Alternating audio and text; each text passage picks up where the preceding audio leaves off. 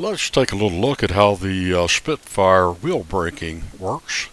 And if you want the full experience in all of these, especially the old Warbirds, World War II planes, then you want to go to the options, find your plane, and make sure auto rudder is off and the takeoff assistance is set to 0, as mine is. And then we'll just jump in a mission here.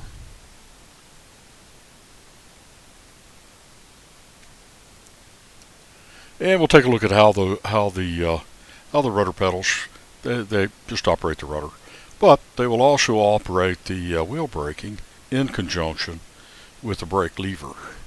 And I'll show you how that works. So we'll just start here on the runway. And I want to point out a couple of things here before we start. You'll notice here on this little indicator there, that's our brakes. And you can see right now that nothing happens. And then this lever here is our brake lever. And you'll notice that it's operating both wheel brakes.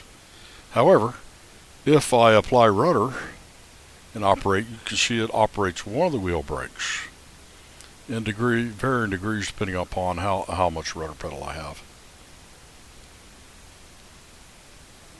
And so, we want an axis tied to our rudder pedals, and we also want an axis tied to our wheel brakes. So let's take a look at how that is configured, and then we'll look at how it actually works. So we're going to adjust our controls. We're going to go to the axis commands. And of course you can see our rudder over here on my new VKB pedals.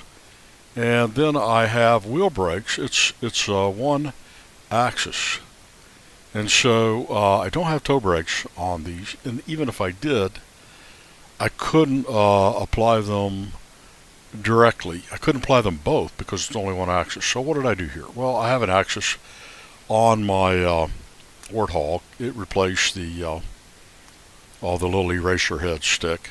I added, I forgot who made it, but it's a pretty good add-on. And so the way that this works is first I just mapped it to the axis, and then I have to tune it. Because I'm only going to be using half the axis, as you can see, because it's if it were a dial and I could dial it from all the way down to all the way up, then I wouldn't have to do this part. So if you have a Sci-Tech or Logitech throttle with one of those dials, you could use that without doing this. But this is a auto-centering joystick on my throttle. So what I had to do is run the saturation and just to give myself a little bit of dead zone there. And then I had to make it a slider and so that whenever I pull up on it, I get my braking, and it goes all the way from no brake to full brake. And if I push down on it, you can see it does nothing because it's all the way up here. And so then we'll just look at that again, and you can see that whenever I pull on that axis, it goes from no brake to all brakes, and again, that applies to only one wheel depending upon whether I have the rudder pedals pressed or not. So let's just say I want to turn around to the right. I'll push that right pedal, and I'll apply that brake, and I'll apply some power here, and we'll just do a little circle here on the runway.